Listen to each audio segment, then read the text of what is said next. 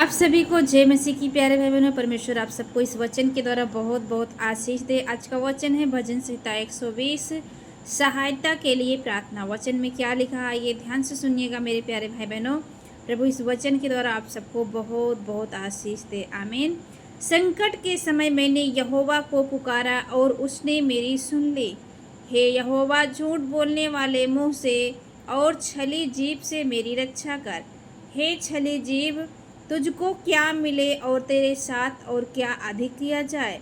वीर के नोकीले तीर और झाऊ के अंगारे, हाय हाय, क्योंकि उसको मेशेक में परदेसी होकर रहना पड़ा और केदार के तंबुओं में बसना पड़ा है। बहुत समय से मुझको मेल के बैरियों के साथ बसना पड़ा है। मैं तो मेल चाहता हूँ, परंतु मेरे बोलते ही वे लड़ना चाहते हैं। हालेलुया। परमेश्वर हमारा और आपका क्या है? रक्षक है। मैं अपनी आंखें पर्वतों की ओर लगाऊंगा। मुझे सहायता कहाँ से मिलेगी? मुझे सहायता यहोवा की ओर से मिलती है, जो आकाश और पृथ्वी का करता है। वह तेरे पाँव को टलने ना देगा। तेरा रक्षक कभी ना उगेगा। सुन, इस्राएल का रक्षक ना उगेगा और ना सोएगा। यहोवा तेरा रक्षक है। यहोवा तेरी दाहिनी ओर तेरी आड़ है। ना तो दिन को धूप से और न रात को चांदनी से तेरी कुछ हानि होगी। यहोवा सारी विपत्ति से तेरी रक्षा करेगा।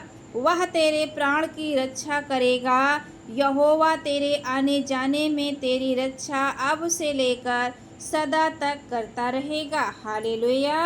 आगे लिखा है 122 में, जब लोगों ने मुझसे कहा, आओ हम यहोवा के भवन को चले, तब मैं आनंदित हुआ। हे यरूशलेम, तेरे फाटकों के भीतर हम खड़े हो गए हैं।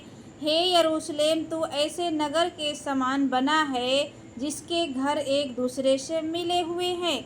वहाँ याह के गोत्र गोत्र के लोग यहोवा के नाम का धन्यवाद करने को जाते हैं। यह इस्राएल के लिए साक्षी है। वहाँ तो न्याय के सिंहासन दाऊद के घराने के लिए रखे हुए हैं।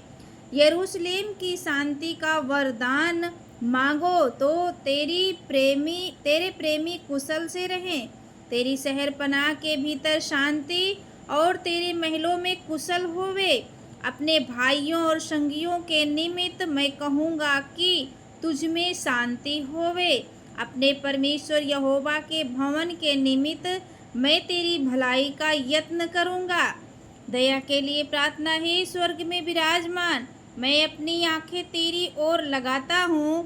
देख, जैसे दासों की आंखें अपने स्वामियों के हाथ की ओर और जैसे दासियों की आंखें अपनी स्वामिनी के हाथ की ओर लगी रहती हैं, वैसे ही हमारी आंखें हमारे परमेश्वर यहोवा की ओर उस समय तक लगी रहेंगी जब तक वह मुझ पर अनुग्रह ना करे। हम पर अनुग्रह कर, हे यहोवा, हम पर अनुग्रह कर, क्योंकि हम अपमान से बहुत ही भर गए हैं। हमारा जीव सुखी लोगों के ठट्ठों से और अहंकारियों के अपमान से बहुत ही भर गया है। हालेलुया। परमेश्वर इस वचन के द्वारा आप सबको आशीष दे और बहुतायत से दे। आमीन।